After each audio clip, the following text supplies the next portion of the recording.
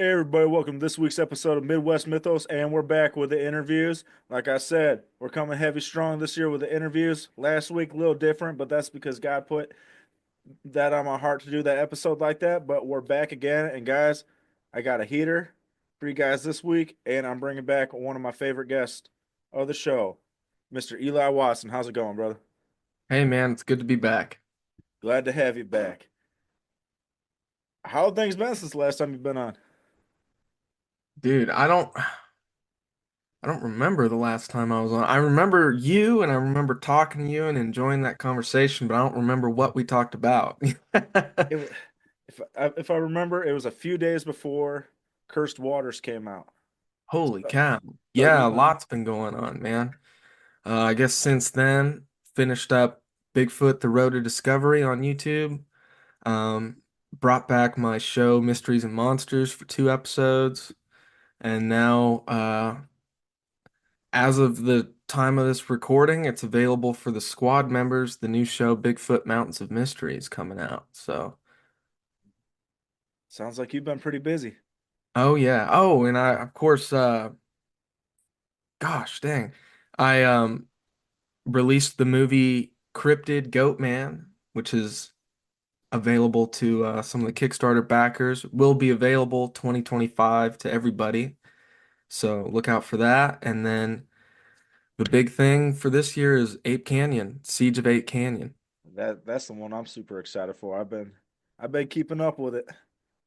I think a lot of people are excited for that movie, and I'm I'm super stoked for that, man. Wow, that's awesome, man. Obviously, it sounds like you've been busy. You keep on putting out the products out there. So before we get into talking about some of those things, Hmm. uh, what I'm just gonna start break the ice with a nice, easy question. Where's the funnest place you've been in the last couple months? If you're allowed Ooh. to disclose that information. Yeah, I guess it would be. That's a good question. Um, I've been all up and down the Pacific Northwest mostly this past year, which is great. It's always great to get up there. I'm from California, so getting up to like Oregon, Washington's only a 3 hour flight. I'm not changing time zones, so that's always a plus. Um, but yeah, I don't. I'm friends with a lot of people up there, obviously, the Olympic Project, and so I always have a place to stay when I'm up there. And in fact, sometimes it's like I have so many places to stay, so many people want me to stay with them that I'm just like, I can't. I'm only here for 3 days, guys. I can't stay with all 12 of you, It's like I can't, you know. Um, but it's great. Plus, lots of Bigfoot history. That's where a lot of the early research was in PNW. So it's always actually I do have an answer for you.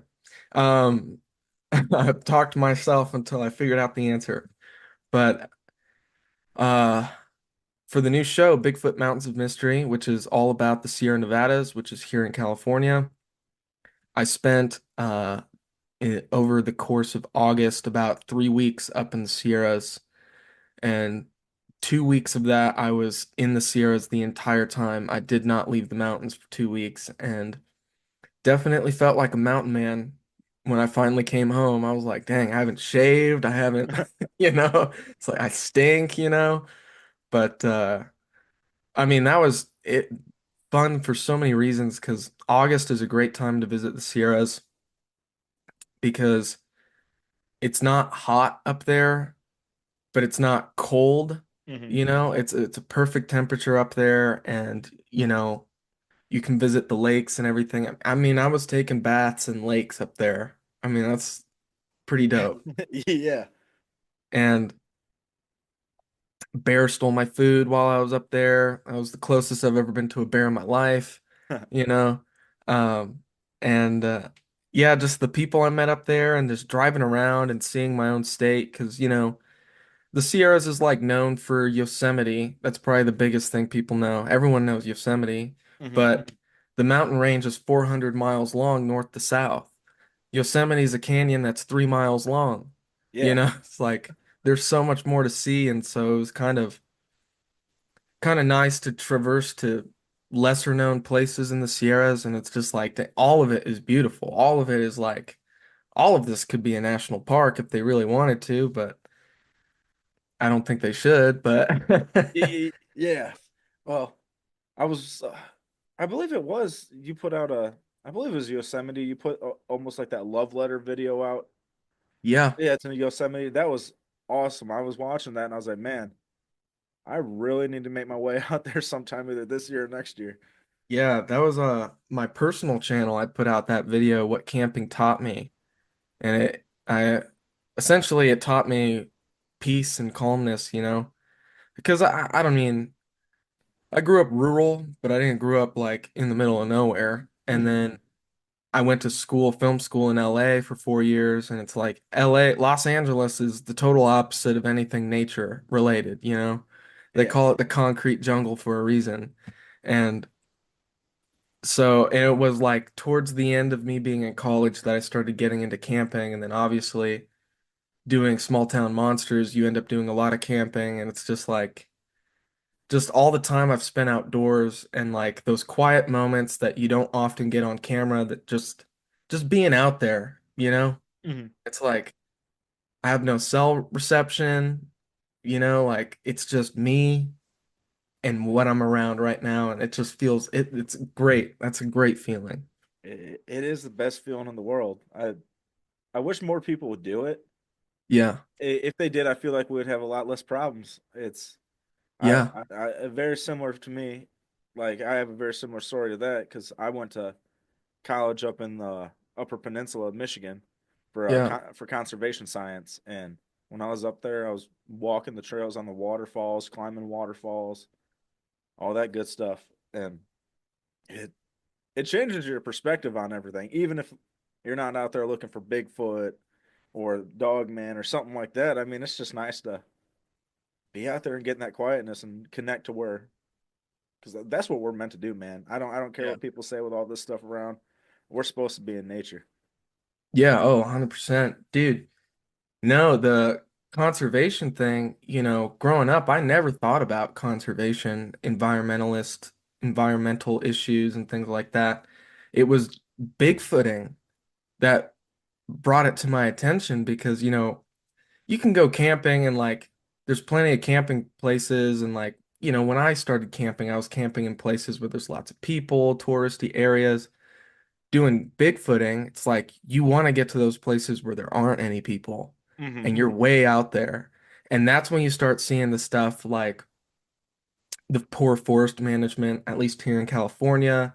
You start seeing the logging industry, you know, and I go back and forth on logging, but like the immediate effects of logging is like, whoa, this is crazy, Yeah, you know, but you know, also trees grow back. So, you Eh, know, they they do. There's proper ways to do it, and I feel like people don't realize that most of the time when they're doing it, at least from my understanding, from what I've seen, they do it the right way. It's not right, like they're clear cutting, salting everything to where nothing right, will ever grow back. They're leaving all the acorns and stuff. It'll be back in 20 years. right. You won't be able to tell the difference. And in the grand scheme of things, man, 20 years ain't that long. Right, because you know, and you see like and I've seen that too. I've seen where they call it new growth, right? And it's like I've seen all that and it's like, "Oh wow."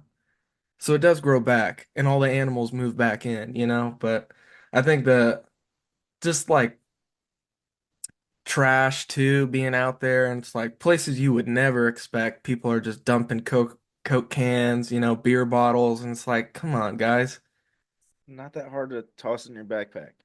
and get it out of here." You know what I mean? Like so it's more of that stuff, kind of like that kind of pollution that gets to me, you know, it's like that. You can tell people went out here to have a good time and then did not clean up after themselves. And it's like, shouldn't do that. No. So last time you were on here, we were talking about Cursed Waters, and it was just about to premiere. Yeah, I mean, you already did the Canton Palace Theater one. premiere, but it was about to come out for everybody to watch. What? How have you felt? How has it been for you? A couple months after the release, like as the director producer of it, like how's it feel knowing your product's out there and people have been enjoying it the last couple months? Honestly, it feels pretty good, you know.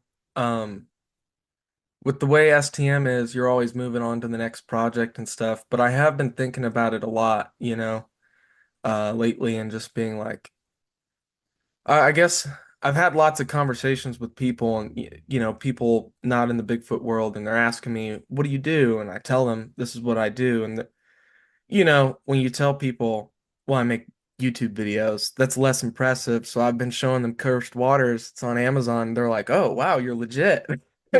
So it's like, "Hey, that's kind of cool." Yeah, that's awesome, man. That's awesome. So with so you finished up. I'm trying to remember, man, because I get all the projects mixed in my head because you guys got so many of them. Like you said, you guys just move on to the next one. You said Yeah. you brought back Mysteries and Monsters for 2 episodes. Yeah. Yeah. What did you? Why don't you talk about that for a second and let everybody know kind of what you covered? Because those were definitely fun ones to watch. Yeah, so the 2 episodes I did, well, I guess I'll say I did 9 episodes for the first run. The ninth episode was about it was called Werewolves in the North Woods. It was about Dogman in Wisconsin, Hmm. and that was loads of fun. And then brought it back for probably my favorite Mysteries and Monsters episode. I think it encapsulates everything I wanted Mysteries and Monsters to be when I first thought of the show. It was called The Night Siege of Ohio. And that's just a crazy story of people encountering shadow people, UFOs, Bigfoot, and more, It's like, I mean, the story just keeps going and going and going. And I mean, so it's like already you have this super cool story.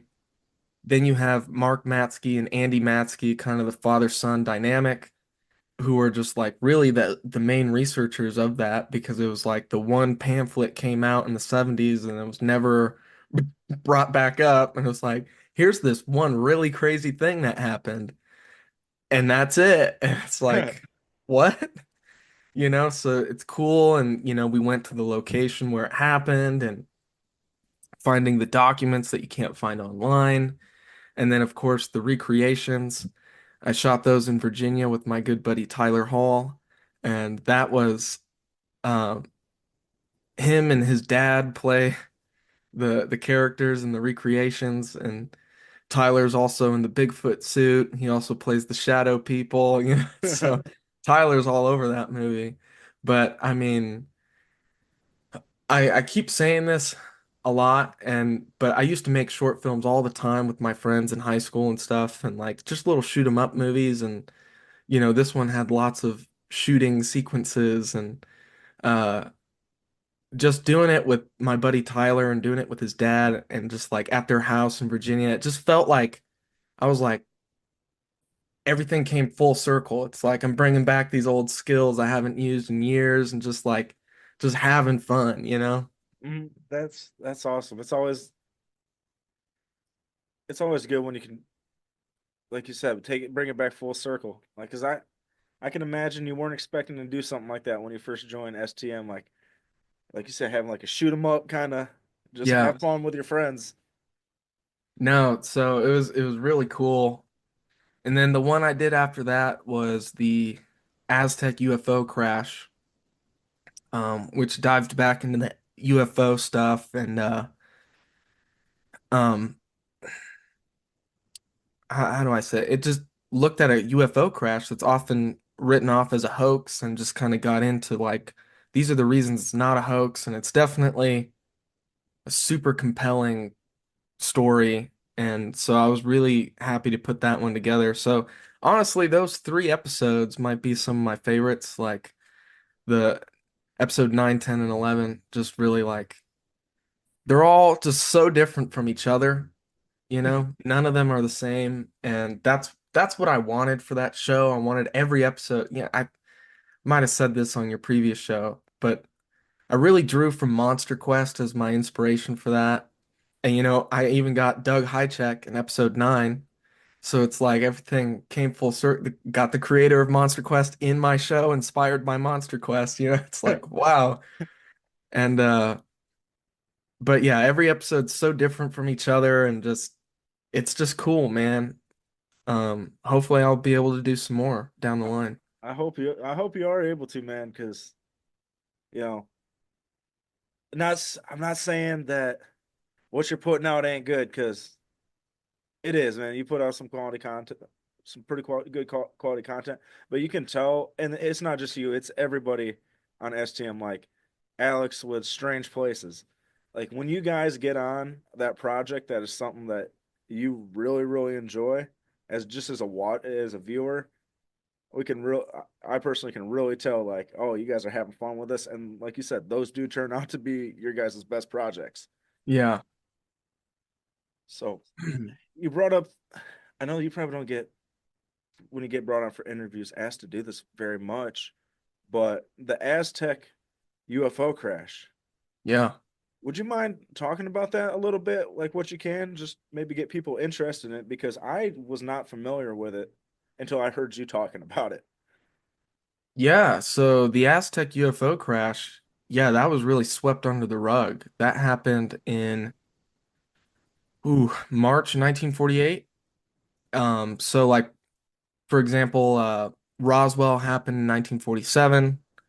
That's the big one. The US government, the Air Force came out and said we recovered a craft, and then the next day they were like, just kidding, it was a weather balloon. That created a stir, but it seems like that kind of set the tone when these things crash. They're going to cover it up. And if someone tries to blow the whistle on that, they're going to discredit that person totally.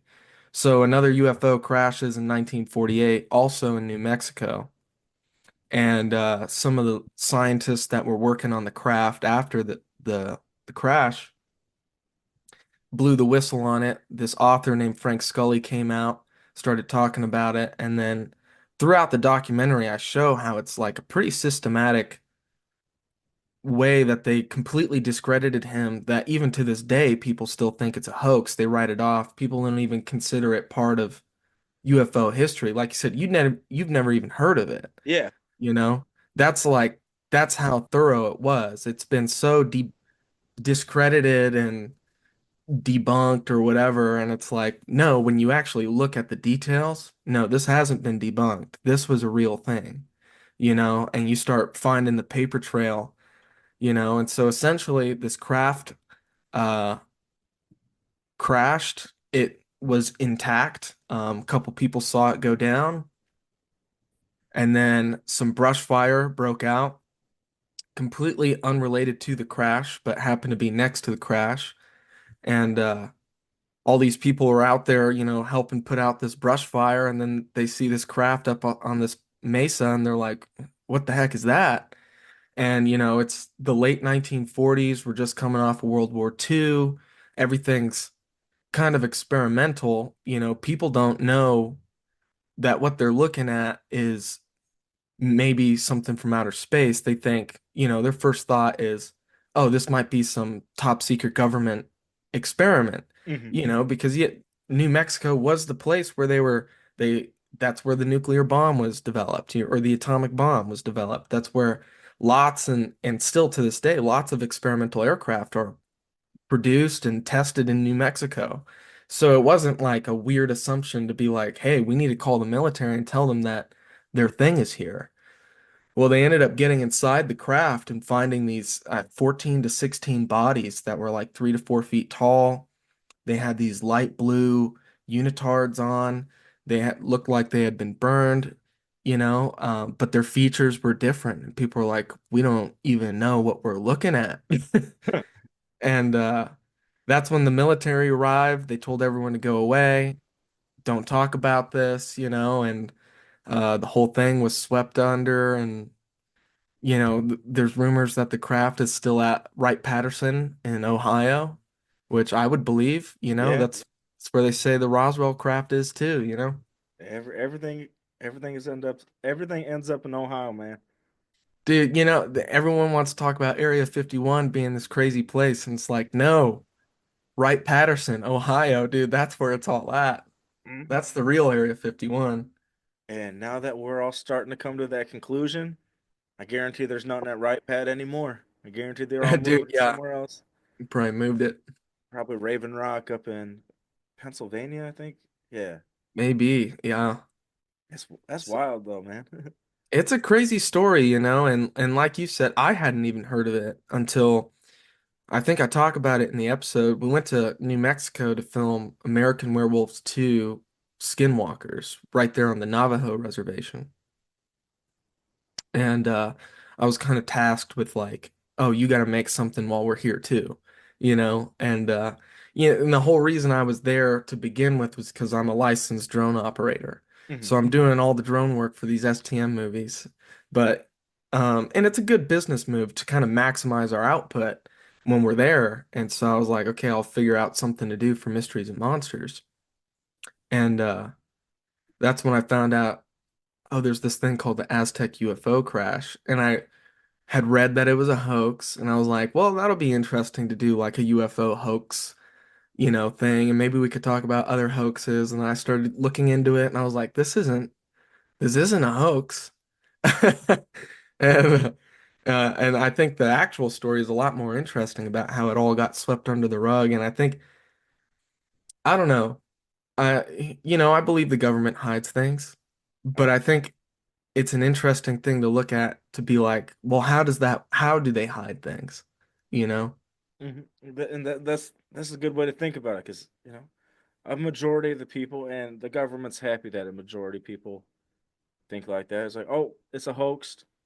Okay, all right, or hey, we're gonna cover it up. Everybody just leaves it there. Roswell, for an example, everybody's like, all right, well, it's covered up. We don't need to know anything about it.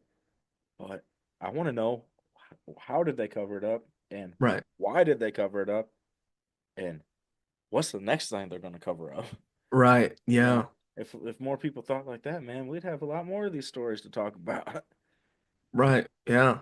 I mean, dude, and you think about too, I interviewed some people, Scott and Suzanne Ramsey have been researching the Aztec case for 30 years, and they tracked down the scientists who blew the whistle on it in the first place.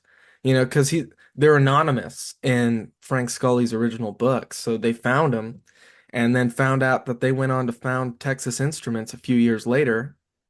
And then out of that comes X-ray, thermal, laser pointers, and you're just starting to you put the puzzle pieces together and it's like, well, how much technology do we have is actually reverse engineered from this stuff, you know?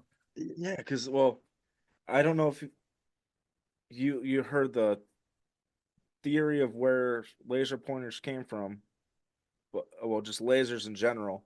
Like how do you know about the time frame when they started working on that stuff was? No. Right after the Roswell crash. Yeah. So Yeah. they they're when the supposedly in the crash, the the spacemen their suits refracted light and stuff like that a certain way, and there was laser what we now know as lasers like all inside. Hmm.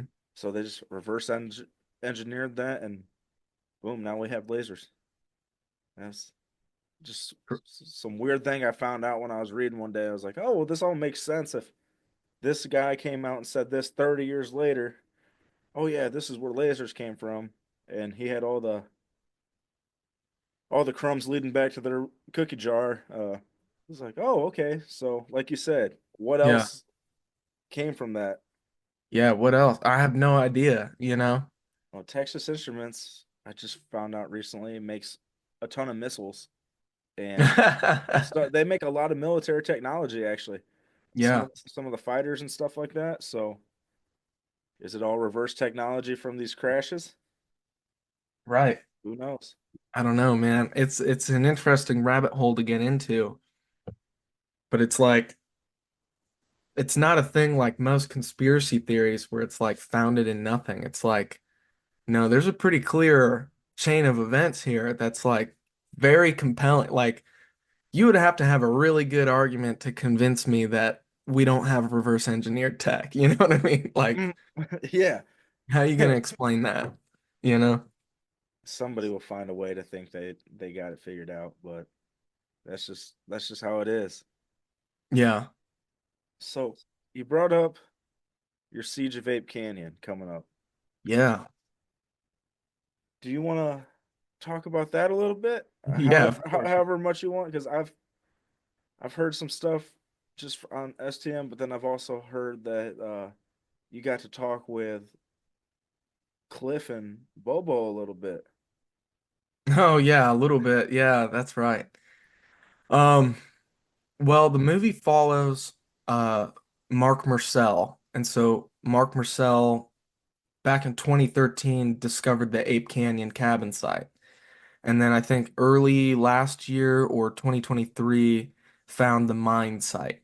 The actual mine that the Ape Canyon miners were working on. And so the movie is really, you know, talking about the Ape Canyon cabin attack and everything that happened there. And what's really cool about that is Mark has done so much research into that um a lot of like rumors and stuff, I talk about this in the movie, and I think I said this on a podcast recently where I made the movie back in July, and then I went back and I listened to my Cryptid Campfire episode where I talk about the Ape Canyon attack.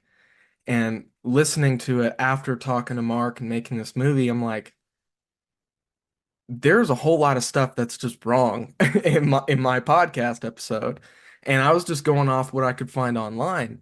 And Mhm. it turns out, okay, well, what's online isn't necessarily the most accurate. Sometimes you got to go back and do the work like Mark Marcel did, where a lot of those records haven't been digitized, so you can't find it online. You have to go in person to these places and find these paper documents, and then you piece the story together, and it tells a similar story, but one that's slightly different and one that's probably more accurate, you know? And so yeah, did that. And so I'm really excited about the fact that it's gonna like kind of shed some truth on what happened there, and it's more exciting than what you find online. It's even Oh, crazier. that's all. I can't wait for that. That And ape. Oh, sorry. Go ahead. oh, and the whole story of just going up there at the 100th year anniversary, because we went up there July 10th, 2024. The event happened July 10th, 1924. It's like I was there 100 years after it happened, exactly to the day, at the exact spot. So that's cool. All of that makes it into the movie. I think it's going to be a really beautiful piece about doing research and just like I don't know. It's just I consider it's not even like a Bigfoot movie, Hmm. because we're not trying to prove Bigfoot's real. We're just trying to prove that these miners existed, that this cabin existed, because that's the whole premise is like up until a few years ago, there was speculation that the whole story wasn't even true, that it was all 100% made up.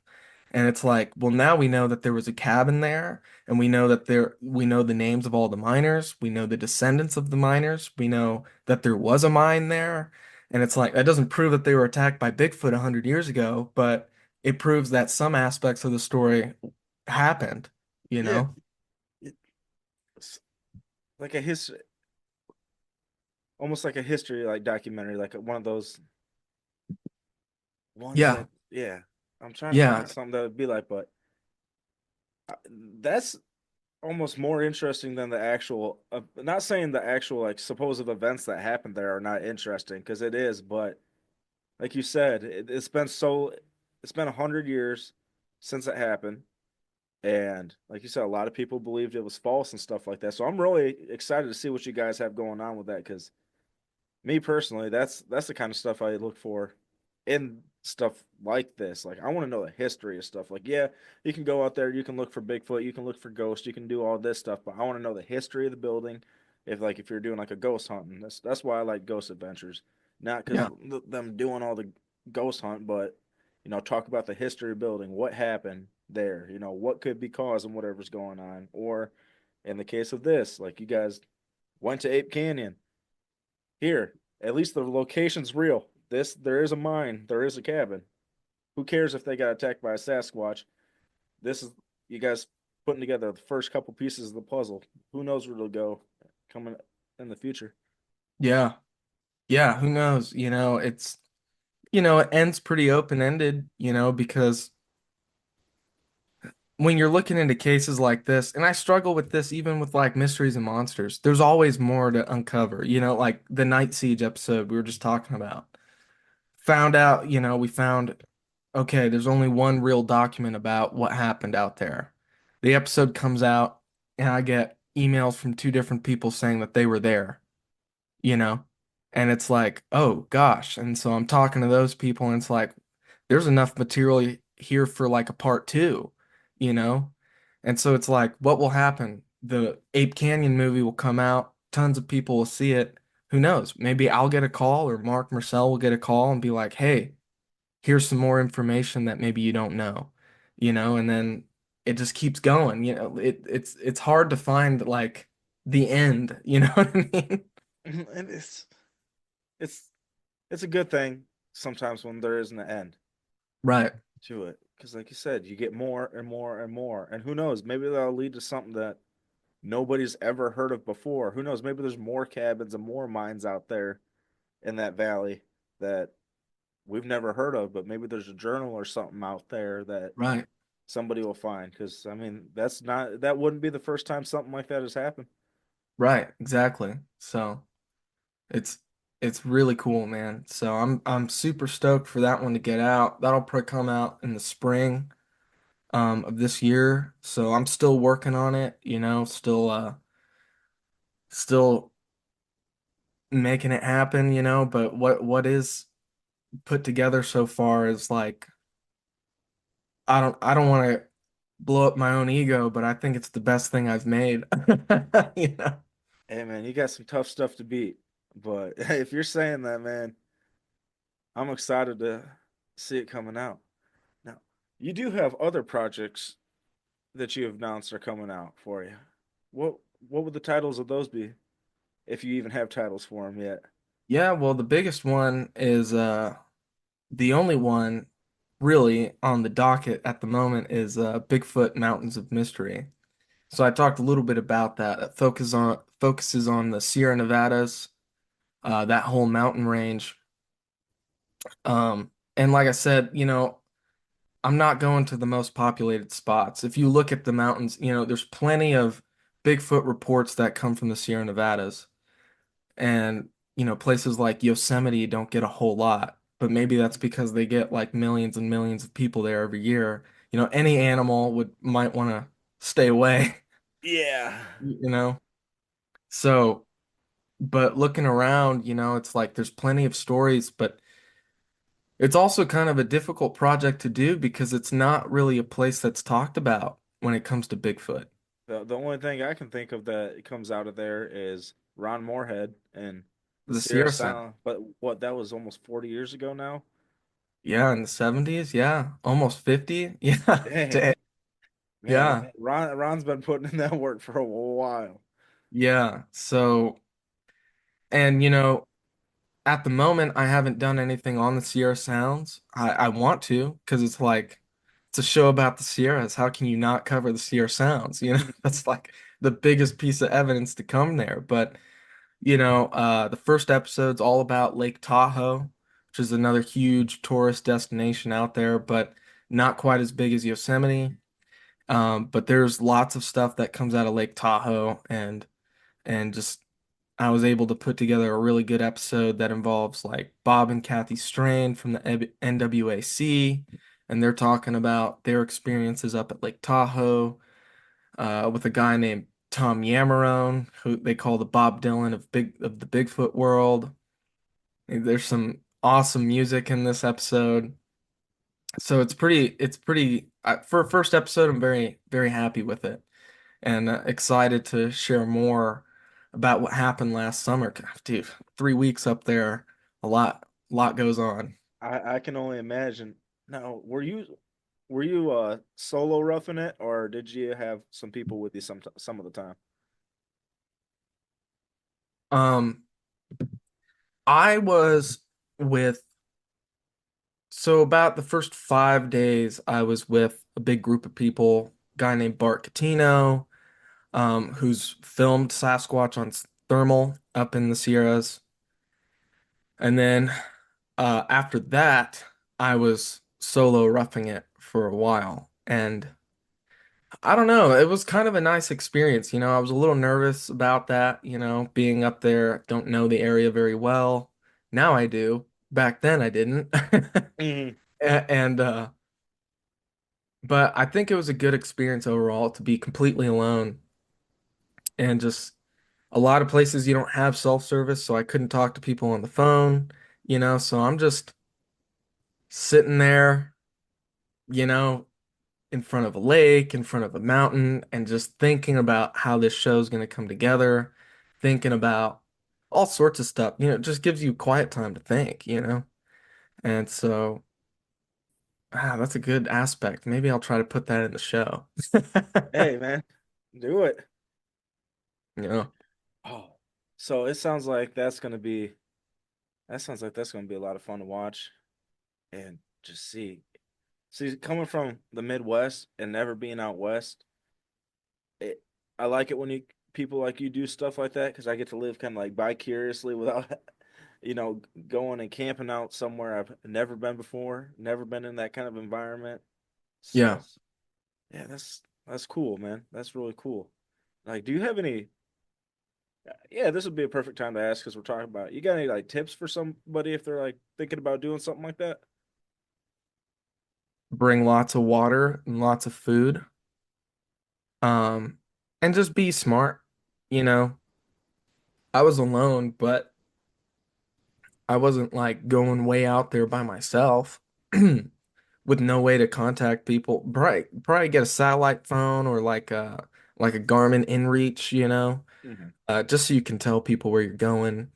Um, I foolishly thought, well, hey, there's all these main highways through the Sierras, so I'll be good. No, there's main highways through there, but you don't have service going through there. It's like, um, and tell people where you're going. Make sure you do it smart. Bring a friend if you can, but if you're dead set on going alone, you know, just be smart about it, I guess. All That's right, all I gotta say. I really, all right, cool. I figured I might as well ask while we're on that topic. yeah. So, obviously, you've been doing a lot of travel the last couple years with STM, and I can't even remember if I asked you this last time, and if I did, I'll just ask you again because maybe it changed. If you could go anywhere in the let's anywhere in North America, Canada, Mexico, US, and do a shoot a documentary on one topic, what would it be, man? Whoa.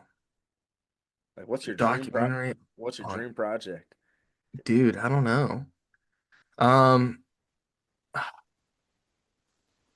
I think, dude, I don't know. I guess I'll give you like two options here, or two things. All right. I think if I could go anywhere in the world, I would definitely do something on the Yeti, Oh yeah. you know. But getting out there is quite a bit of money, you know, making connections, language barrier, you know what I mean? There's a lot of factors at play to make a Yeti documentary, but I think it can be done. I think it can be done well. Hmm. Um, and then the other thing is, and this is a total pipe dream. I don't think this will ever happen, but I would love, love, love to do a movie about Roger Patterson and Bob Gimlin. And so, the Patterson Gimlin film has been analyzed to death, but what hasn't been really looked at is the lives of Roger Patterson and Bob Gimlin. And obviously, Bob Gimlin still being alive, it's like you would have to get on it soon. And that's why I'm like, I don't know if it'll ever happen. But like Bob Gimlin and Roger Patterson had such unique and interesting lives. I mean, they grew up with Evel Knievel. Bob Gimlin's an actual cowboy. He used to do rodeos. He also used to be like, I think a bare knuckle brawler and did like actual competitions. It's like all this stuff that isn't really related to Bigfoot, you know? And it's like, well, how did these two really unique, kind of strange people meet?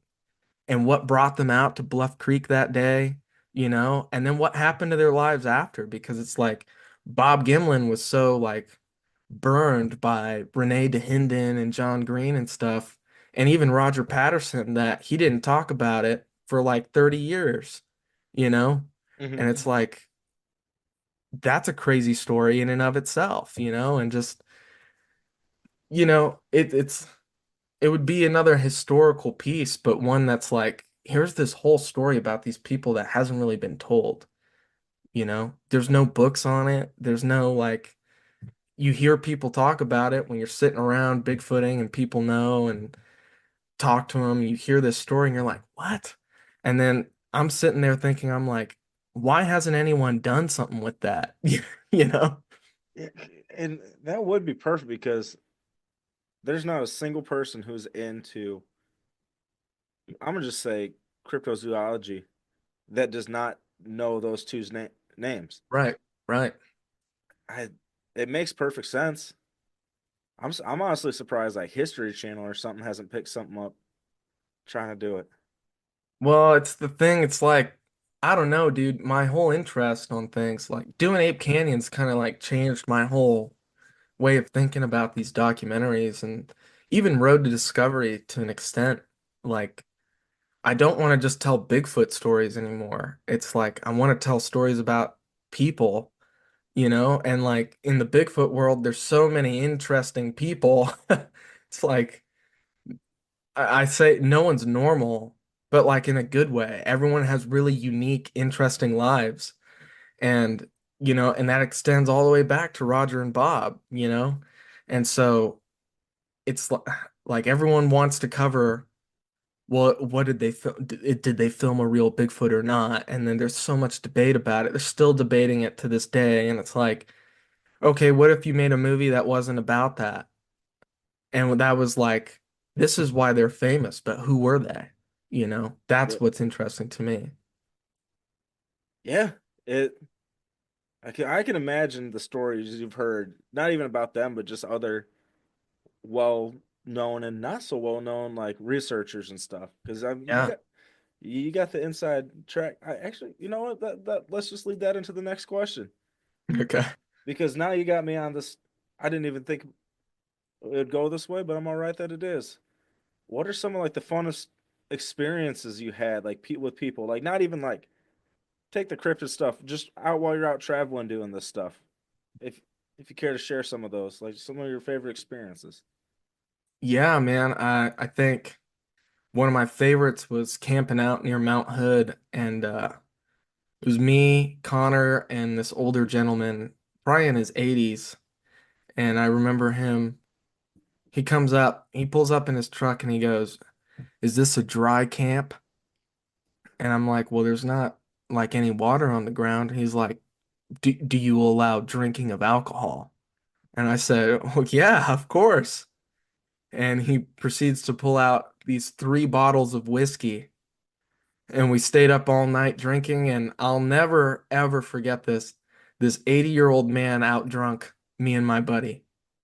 And I was like, how is this possible, bro? Like, I'm in my 20s, man, and I'm getting out drunk. You know what I mean? Dude, it's some old timers, man. I got some uncles and stuff that are in their late 50s, early 60s, and I decided to finally drink with my family for the first time ever, like a year or two ago. And they're drinking me under the table. I'm like, man, I'm like 23 at the time. Man, They put it down, dude. it must have been different back then, back in the day, man. Yeah, dude. You Like, know, he's like telling us all these stories from when he was in Vietnam and stuff. And I'm like, wow, this is crazy. Like, I hope I can remember this in the morning. It's like, Oh, yeah. it's stuff like that that people don't talk about, man. Like I wish more people would talk about like, oh, what actually goes on when you're out there and stuff. Because I mean, everybody's. Everybody's out there looking for Sasquatch. All right, cool. That's cool. Oh, you might hear a whoop whoop or something like that. But Yeah. what were them stories tossed around by the fire, man? What were, you know, Yeah. did somebody fall in a lake? Yeah. Well, Yeah. that story I just told you is an outlier. I typically don't like to drink when I'm out in the woods for a number of reasons. It's like I said, when I was up at Lake Tahoe filming for this episode that's just coming out, I was up there and I was in a campground. I was in a legit campground. There's other people around, and I'm sitting at the fire. My picnic table's to the back of me. I was making s'mores. I had left my stuff on the table, and I hear this movement behind me, and I turn around, and I thought there was a person sitting at the picnic table. And so I said, "Hey, I think you're at the wrong campsite." And there was no words. And then I'm looking at this thing, and it kind of stands up and I'm looking at its head and I was like, oh crap, that's not a person, that's a bear. So I'm yelling at him, get out of here, get out of here. And he grabs my bag full of all my s'mores and stuff and he grabs it and takes off running into the woods so fast. I was like, holy crap, Man, so you got robbed by a bear. I got Yogi Bear, man. Oh It's like, man, took the picnic basket and everything. he took it all. I was like, bro, I was looking forward to Oh that. man. So how do you make your s'mores, man? Are you just like a straight Hershey dude on your s'mores, or you like to spice it up with some different candy? No, dude, I'm a straight Hershey's guy. Dude, Let me let Why? me What let do me you recommend? let me put you on a little like fat dude secret, man. This will change your life. Okay. I ain't ever made a s'more with a Hershey ever since I figured this out, man. You gotta put a Reese's cup on there. Dude, how did I know you were gonna say that? That sounds bomb, dude. You'll never go back, man. You'll start stocking your bag full of Reese's cups. Reese's. Yeah, dude. Oh man. I don't know why I never thought of that. That sounds good, dude. Oh, it's game changing. Once you go to the Reese's, man, you ain't ever going back. Yeah. Oh, so there's so much I could ask you, but I'm trying to just think of like one more really good. What do you want to know, man? That's not. There's so much I want to pick your brain about, but all right, I do got some because I've been trying to figure this out. What Mm. is there something about the Midwest that detours creators? It seems like everybody's afraid to come out to like Michigan and Indiana to look for stuff. Well, I think I'm not involved with this, but I think STM's going out to Michigan to do some Michigan Dogman stuff this year. Are they now? Yeah. Oh man, I hope I don't run into them.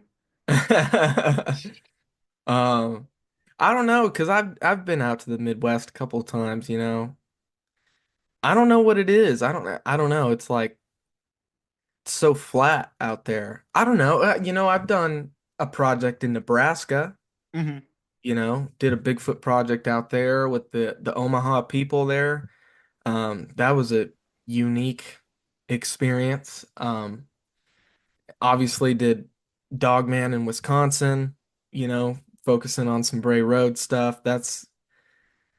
I don't know, man. I don't know what it is. I think it's just not a popular place for stuff like that unless you're really getting into the paranormal stuff. But Yeah, it's so weird because like just going off. I mean, Michigan's known for the dog man, which people are starting to finally bring back the love to Michigan for the dog man. yeah, But dude, the Sasquatch culture, especially once you get halfway up the lower peninsula, like once you hit like Manistee and stuff, once you get up there, dude, everybody, all your towns got Sasquatch statues, and once you get up to the UP, man, especially once you get towards like the Hiawatha, it's I had the scariest, most exciting moment of my life driving through there. I thought I saw a Sasquatch, man. I was like, oh my God, I finally saw the big man. yeah, Because it was at night and I just saw it peeking from a tree. Drove back a couple days later. Somebody put well, them like little silhouettes. yeah. Oh, dang, Middle of the woods, man. that's crazy, Just had dude. one of those. Just throw people off. But there's a lot of history up there, especially when you Yeah. get to the Porkies. There's a lot of Squatch stuff out there. Yeah, dude, I don't know. There's a couple projects. Let me throw a couple out at you. I would love to do something on the Van Meter Visitor, Hmm. um, the Hodag there in Wisconsin, Oh yeah, that'd be a good one, and I think the big one is like Wendigo, their Midwest kind of area. dude. If you want to do Wendigo, well, yeah, actually, you just did an interview with him, Shane Jones. Yeah, Shane Jones. Yeah, He's I don't know if he talked to you at all, but he's seen one. really. He's got a picture of it too. Whoa, I didn't know that. Yeah, man, it's wild. He was exploring some an old abandoned asylum. I think it was over near Detroit, and he was Hmm, down in the catacombs, and yeah, he saw one down in the tunnels, man. Picture of it. Creepiest thing I've ever seen in my entire life. Picture of. interesting. Huh. There's there's a lot of stuff. I got a buddy from Southwest Michigan. He said he was hearing some screams and stuff out in the woods too. So, I mean, there's if you're ever interested in that, man, I could send some people your way. You might be able to get something like that going. Yeah, dude. Yeah, I don't know. Um, we were gonna do a Wendigo movie this year. We had to pull back actually, but I was set to make that one. So, Because um, I did it see got that. delayed, is what I'll say. So, All well, right, I'll yeah. keep that in the bag. Yeah, All right, man. I would love to be able to at least point you in some right directions to go. yeah. Well, the Wendigo story is so interesting to me because there's a lot of history to it. But the Wendigo itself, it's so different from a lot of the other cryptids because it's like it's essentially about cannibalism. It eats people, you It know?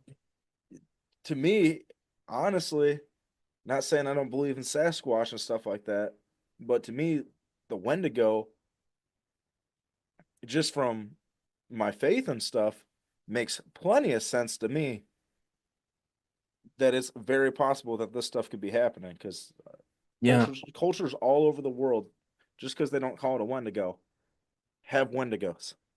right, right. Yeah, it's interesting, dude. Yeah. So there's a lot of, I mean, dude, it's even made its way into like medical terminology. They call it Wendigo psychosis. You know, when a person goes crazy and they want to start eating people. It's called that's the medical term is Wendigo psychosis. So it's like there's some truth to it, you know, at least in one regard, as a mental thing, but Mhm. there's probably some physical aspect to it as well. Oh, I believe it 100%, man. It's wild, and it's one Yeah, of those that it's on the rise right now too. I don't know if you've noticed that, like everybody and the brothers starting to talk about it, like the last 4 or 5 years. yeah, yeah. It's interesting, dude. It is for sure, man. Oh, I wouldn't want to run into one. No, not at all. No, no. But Well, man, I mean, it's been about an hour. Uh, yeah. why don't you let everybody know where they can find you again? And yeah, Yeah, so I mean you can find me through Small Town Monsters. So if you go Small Town Monsters, look out for any Bigfoot Mountains of Mystery. That's my current show going on right now. Look out for Ape Canyon when it comes out in the springtime. We'll be posting about that like crazy. So be hard to miss that. But yeah, I mean, you can follow me at the Eli Watson on Instagram. That's my Facebook page as well. And if you look that up, you'll find me on YouTube. You can find my personal YouTube and watch my camping video. You know. everybody go check it out, man. You'll get a brand new respect for camping. Yeah, that's my channel for non-cryptid related stuff. Yeah. Well, brother, it was a pleasure having you back on again. I guarantee we'll have you again on the here in the future. Yeah, thank you, man. Anytime. All right. Well, thanks, guys.